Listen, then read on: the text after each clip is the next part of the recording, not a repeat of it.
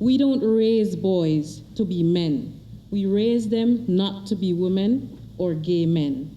We teach boys that girls and women are less than, and that leads to violence by some and silence by many. Violence against women is a countrywide yet still hidden problem.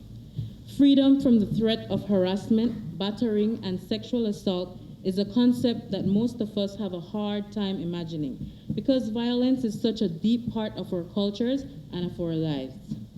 Violence against women is woven in such a deep part of our lives to an extent that many of us who are victimized, myself included, feel that it is our fault.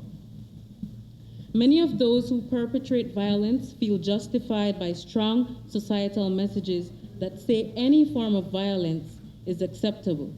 Every day we see images of male violence against women in the news, on TV shows, in the movies, in advertising, and in our homes and workplaces. It is a fact of life for women of all ages, races, and classes can be a victim of gender-based violence. As a survivor of domestic abuse, sometimes it's hard to revisit the past, but who can tell our story better than us? When I see someone going through the same situation, I feel so sad, knowing that just a few years ago, I too was right where you are. And like you, I also felt helpless. I found courage within myself, and with the help of God, I gained the strength to be the voice and advocate for those who suffer in silence. I am no longer ashamed of unmasking the physical, mental, verbal, and emotional abuse that I suffered for over 14 years at the hands of the person who claimed to love me. When my oldest son, who was 6 at the time, wanted to help me during one of our events, I remember begging him to go back in his room.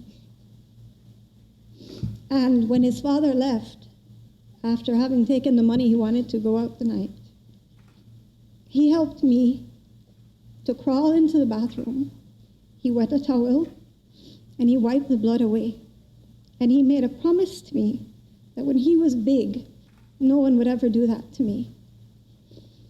Well, I dare the person that tries now. He's almost 23 and he's 6'3" tall. Fierce defender of his very short mom. But that night I realized I had to do something to make him understand that this was not the way to live. When I found out I was pregnant with my oldest daughter, I knew it was time to leave. I prayed to God every day to open a door for me, a door that was wide enough for not just me, but for my babies as well, for I could not live without them.